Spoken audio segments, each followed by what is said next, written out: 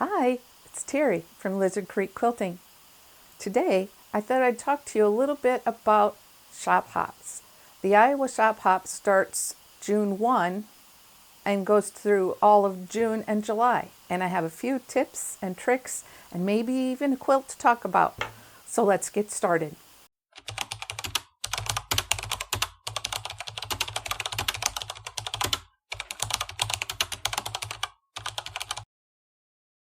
Have you ever been on a shop hop? I never had until last year. Been quilting for over 30 years, never did a shop hop. Last year, I did two.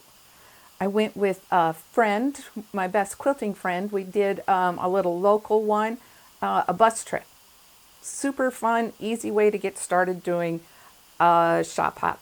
The bus took us to 7 different shops. You got to get out, look around, and you think, how can you do 7 shops in one day? It actually worked quite well. So yeah, that's one way to do a shop hop. And the other way is, how you can go across the state and do shop hops. Right now there's, several of them going on throughout the year. There are statewide shop hops.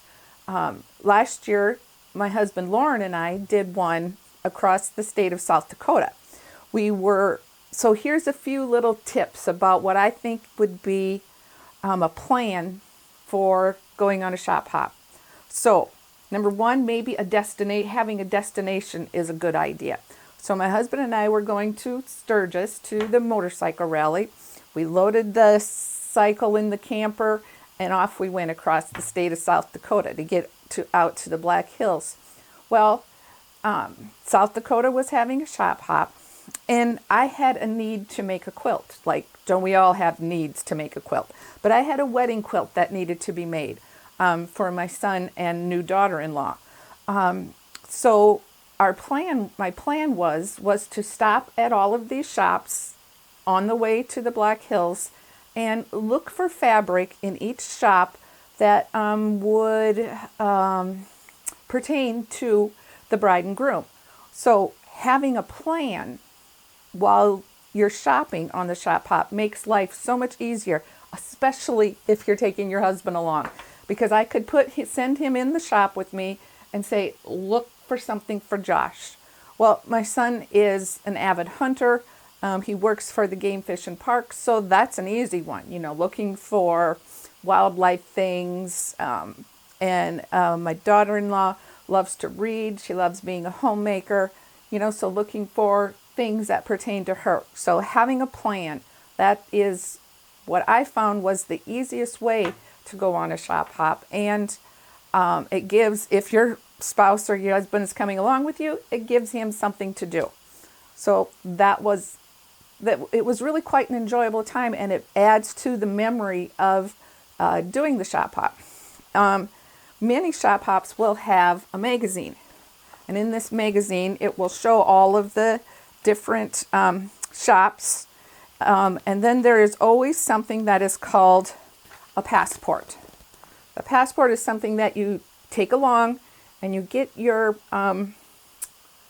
whenever you get to the shop, they stamp your little spot so that they know that you've been there, and then you can get registered for prizes. So that's a very important part of going on a shop hop. If you're doing it for real, then you want to get the magazine that goes with the hop, and it'll show all of the different shops. It has advertisements in it for various fabric companies. They're usually sponsored by a fabric company. This year's All Iowa Shop Hop, the fabric sponsor is Island Boutique, and we'll look at this a little closer later. And the event sponsor is Jaftax. So, these magazines just have a lot of good information in them. That there's free patterns in here, and it is your passport. So it is necessary to have one if you want to sign up and join in for the prizes. So let's talk a little bit about this farmhouse runner that's hanging here.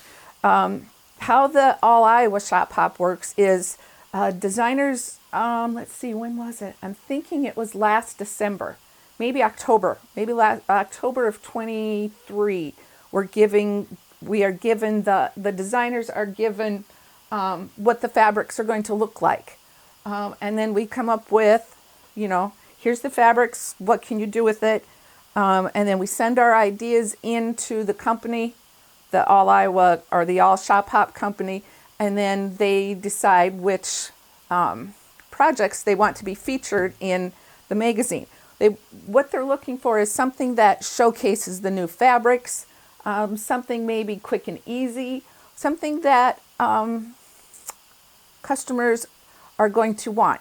Shops like these patterns because they like things that are easy to kit, things that hoppers, that's what shop hoppers are called, hoppers can pick up easily and don't have to put a big investment in it sometimes. What I was looking for when I designed this quilt was a way to use this focal fabric. We'll look at it a little closer pretty soon, but this is, in this print is like a wild rose. The wild rose is the state flower of Iowa, so that, coordinates to the Iowa fabric. And with this busy focal print, I wanted the print to shine and the rest of the design to just kind of fade in the background and just be a supporting character. So we have this busyness in the border, we have the busyness in the flower, and then just a nice coordinates that we were given to work with the other fabrics to form like the little center of the flower, and then a basic cream for the backgrounds. So it's just a nice, easy runner, and we'll show you next how I put that together. Let's see how this works, because we haven't tried it this way before, but we're going to go with it. So I've taken down the quilt so that you can see it close up. And this morning when I was out going to do chores, because my husband's on his annual father-son fishing trip, I noticed that there were wild roses in the ditches on the way to the hog barns. So I just thought I would pick a couple to show you and see how the petals are so pretty, and then there's those little thingies in the middle. I don't even know what they're called, but look at how the batik designer mimicked the same thing. We have the flowy little petals with these little stamens. I think that's what they're called. And these little dots on the end, and then it shows these little dots in the batik fabric. So, these designers that make the fabric, they work really hard to portray what they're going with. So I just thought I'd share this little wild rose. So let's get started showing you a little bit about how this table runner goes together. When I designed it, I was going for ease of design. And let's back up a little bit. Right here in the corner, I'm on the cover, so that's kind of fun. So I did a little few step outs for this little block. All of the main instructions are in the magazine, so you'll have to get the magazine for the main instructions. I'll move this to the side so that you can see it a little better. You're going to start off with a whole bunch of half square triangles. And I like to cut my half square triangles with the AccuQuilt die. To me, it cuts off all of your ends, so you don't have to cut off the dog ears. They're already trimmed. They all come out the same size, but the pattern gives you an alternate way. Another way before I used to use the AccuQuilt was I used an easy angle. And once you figure out the formula for the easy angle, it is a super slick way to cut half square triangles rather than cutting a square, cutting in half and doing that. Here you cut your strips to the size that the ruler recommends, and you already have one end blunted, just like you do with, here, let's pull this out. See, one end is blunted already, so that leaves you with only one that you have to trim the dog ears off. So the easy angle is another good way to do half square triangles. So what I like to do when I do half square triangles is if I'm going to sew them together, I place them together before I cut them. So if I was cutting squares out of this, I would place my light and my bright together, cut my squares, cut them in half, and then when you sew, when you pick them up, they're all ready to sew. I do the same thing when I do my AccuQuilt. I lay my strips together, I fold my strips, put them on here, run them through the die cutter, and I get this nice stack all ready to go. So you're going to make your half square triangles, and then you end up with a nice selection of half square triangles.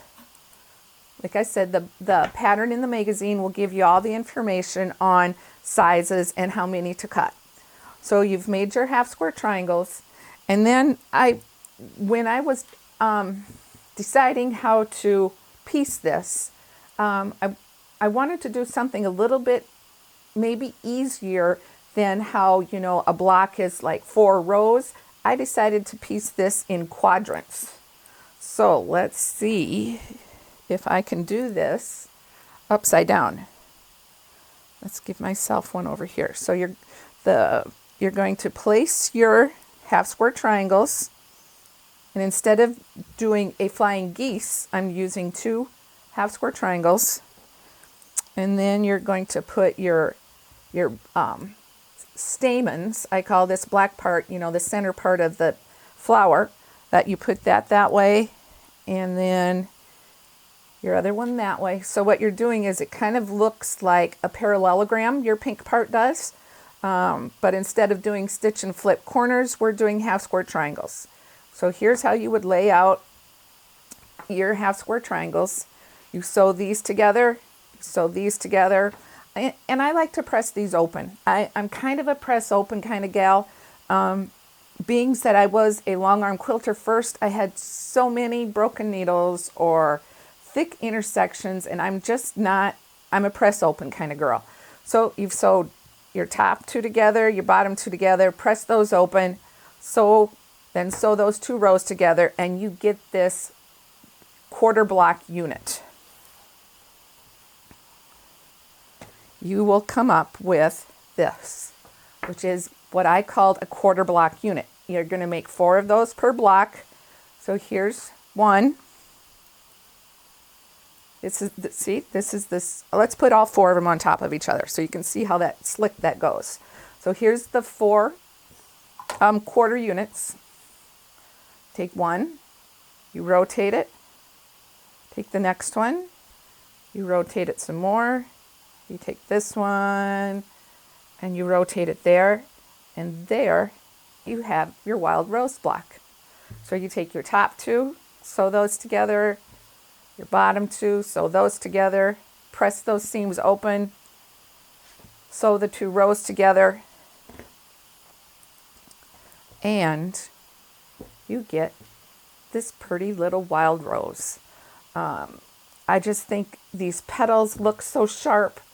And yeah, you could have sewn them in rows, but then sometimes I get confused which way they go, and then I'll sew one on, and then it's the wrong way, and then you have to unsew, and that is never fun. So I just think that sewing them in quarter block units gives an easier way for less mistakes. So that is how you put this little block together. So I hope that's given you a quick little overview of how to make this half square triangle farmhouse table runner. Super quick, super easy, and I hope you go out to some Iowa shop and find it all kitted up and ready to go for you. And don't forget to take along your magazine with your passport in it to get it stamped. And let me know in the comments if any of you have gone on a shop hop, or if you have any tips and tricks for the rest of us on what makes a successful shop hop. So, talk to you later all. Have a joy-filled day, and we'll see you next time. Bye.